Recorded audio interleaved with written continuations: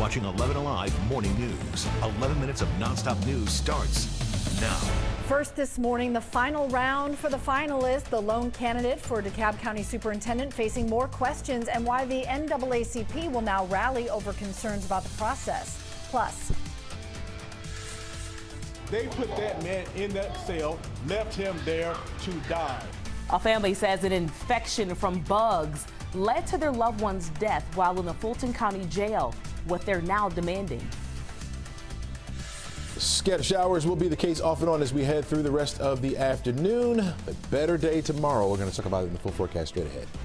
Breaking news in Clayton County, the Georgia Bureau of Investigation looking into a shooting involving police in Riverdale. This unfolding just hours ago. Investigators are sharing few details right now, but we do know we've seen GBI going in and out of a building at the corner of River Park Drive and Professional Court. We'll bring you updates as we get them. Continuing your 11 minutes of nonstop news in DeKalb County. That's where the finalist for school superintendent is facing more questions today. Our Jerry Carnes reports despite controversy, Dr. Devin Horton is getting some support. The DeKalb County NAACP will rally tonight and Monday here at school district headquarters. The president of the local NAACP says the school board has a questionable past when it comes to selecting a school superintendent. He does not want that to happen again. The school board has narrowed its choice of superintendent down to Dr. Devin Horton, who faces a federal civil rights lawsuit in the Illinois district where he last worked. The president of the Georgia Federation of Teachers says DeKalb County cannot afford any missteps when it comes to a new superintendent. We do not feel that DeKalb has been up and forthcoming and may be not choosing the best candidate. We say that because we're looking at this candidate's checkered past. Dr. Horton says he understands why parents and community leaders are concerned and asking questions, but he insists he has the experience to lead DeKalb County schools. And Jerry, we're learning more about the lawsuit that names Dr. Horton. A teacher claims he took an aggressive approach to anti-racism that made her uncomfortable, specifically through some lesson plans. We have a detailed look at the allegations on 11alive.com. And that was a look at your Friday morning headlines. Heading out to a wet start, Chelsea. Good morning. Yeah, we are starting off on the wet side. We do have a few isolated showers out there. Well, I should say isolated heavy showers out there. The light showers are pretty widespread up here to the far north. And look over toward Clayton. This is up in Rabun County. Has some heavy rain. Had a few lightning strikes associated with it, but now that has moved out as far as the lightning strikes go. Still have that heavy rain. Got some pockets of it over toward Murrayville, just north of Murrayville right now. And this one here is starting to die out in Homer, which has a little bit more orange in it when I first looked at it here, but now just a moderate pocket of rain. You got it over towards Gainesville as well. This is the way it's going to be off and on as we head through the morning. There's a chance for a shower could develop at any time. We're watching what's taking place back off to the west of us as more rain will push in.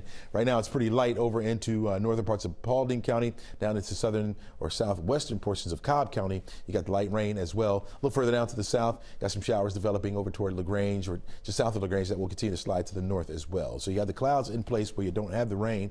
Your roadways are probably still wet because we had the rain through the overnight. Off and on again through much of the afternoon is where we're going to see those scattered showers. Not everyone gets wet at the same time, but we're looking at scattered showers or isolated showers through the afternoon. 67 degrees by noon, on our way to 72 for an afternoon high today. Similar to yesterday, that's the way it's going to be. Tracking this area of low pressure, weakening somewhat as it continues to slide up toward the north and east. You can see now that movement over toward the east, bringing in some wet weather here for central portions of Alabama. That will move in our direction as well. Expecting that to arrive by noon today, around the noon hour. That will be over our area. You can see the area of low pressure there. I think it will strengthen once it gets to the east of our area and starts to slide further off to the north, and that will push the severe weather threat over toward the east as well. You can see where we have this dark green shade over into parts of South Carolina, North Carolina, and into Virginia is where you have that. For us, the light green shade just means a general threat for showers and thunderstorms for this afternoon. There it is. By noon, 1 o'clock, you see that line pushing into the area. A lot of that will shift over toward the east. By the time we get to 4 or 5 o'clock, a few isolated showers left over. Clouds for the most part, but even those clouds will break down as we head through the overnight. We'll get the sunshine back in for your Saturday. Hold on to it for much of the day. Then Then by Sunday, here comes another line of showers and thunderstorms thanks to a cold front that's going to be pushing through. We'll hold on to the threat for the rain on Sunday at least through about noon or 1 o'clock, and then things will begin to subside. In fact, I think the sunshine will be around at least before it sets on Sunday, and it's going to set us up for a beautiful start to our work week. Recapping your weekend, we're looking at 80 for the high temperature on Saturday. Sunday, 76 with a 40% chance for showers in the morning. By the time we get to the afternoon, it clears out, and look at this. As we head into next week, a lot of double digits on the Wizami. Here's what's happening now. A child rescued from a rip current that killed another local teen and coach has also passed away. 12-year-old Rashad Williams was playing in the water off the coast of Florida last week when he and his friend were pulled into a strong current. 16-year-old Bryce Brooks and youth basketball coach Chuck Johnson jumped in to help the younger boys. They drowned in that current. The family of a 35-year-old man who died in custody is speaking out against the Fulton County Jail. They claim he was eaten alive by bed bugs. LaShawn Thompson was arrested last June on a simple battery charge. Thompson died last September. His family says he died in the psychiatric wing of the jail, his body covered in sores and infection from the bed bug bites. Could be your family members, so we just want people to stand up and talk about it and get it to the public. The Fulton County Sheriff's Office offered their condolences to the family, along with saying they are investigating to see if criminal charges are warranted. All will be back to normal today at Newton County High School after threats led to 2 students being taken into custody. The school went into lockdown Thursday, then students were sent home early. The district would not share a lot of details except the threats were made to harm students and staff. We know one of the 2 students is in custody facing criminal charges. We have some big news for Cobb County school employees. Superintendent Chris Ragsdale is proposing a major raise as part of his budget proposal next year. That raise ranges between 7 and 12% for all non-temporary employees.